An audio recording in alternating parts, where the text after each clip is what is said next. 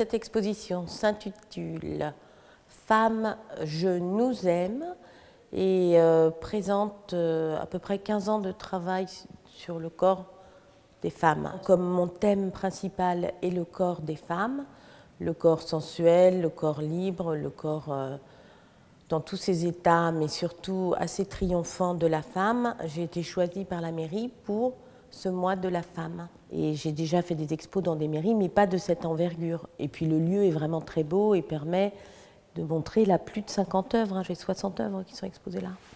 Là, c'est une trace de femme. C'est vraiment ce que j'ai fait l'année dernière, où je travaille l'encre de Chine sur des papiers d'Asie et je retourne le papier. Je montre à voir la trace du dessin.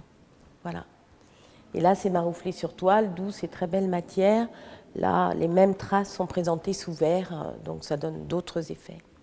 Ce grand tableau, ce grand triptyque qui est intitulé « Femmes africaines » fait partie d'une série qui s'appelait « Les femmes du monde », où j'ai fait venir de 2011 à 2013 des femmes du monde entier dans mon atelier, femmes noires, femmes métisses, femmes amérindiennes, les rousses, les blondes, les grosses, les maigres, et qui ont posé pour moi, qui n'étaient pas des modèles professionnels, qui étaient des femmes qui ont accepté de se mettre à nu. Dans ces 15 ans qui sont exposés là de femmes, il y a différentes techniques et différents thèmes. L'organisation de cette expo est faite par l'Œil de la femme à Barme, qui est une galeriste nomade et qui m'accompagne depuis le début de cet événement.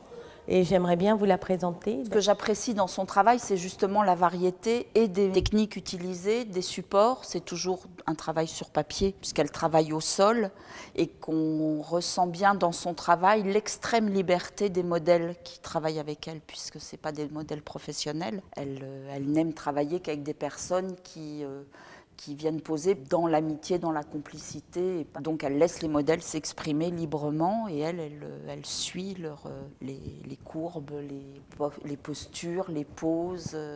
Et ça se ressent dans l'ensemble de ce travail. On sent une connivence avec les modèles et on sent que les modèles sont là et s'expriment vraiment de façon très libre. Si je peux dire quelque chose d'ensemble sur le travail de Sophie, c'est que ça, outre la féminité qui est palpable presque, il y a une extrême liberté. Je pense que les femmes n'ont pas besoin d'une journée, mais en même temps, c'est symbolique, c'est universel. Mais je pense que les femmes sont tellement fortes qu'elles n'ont pas besoin de journée en général. Voilà.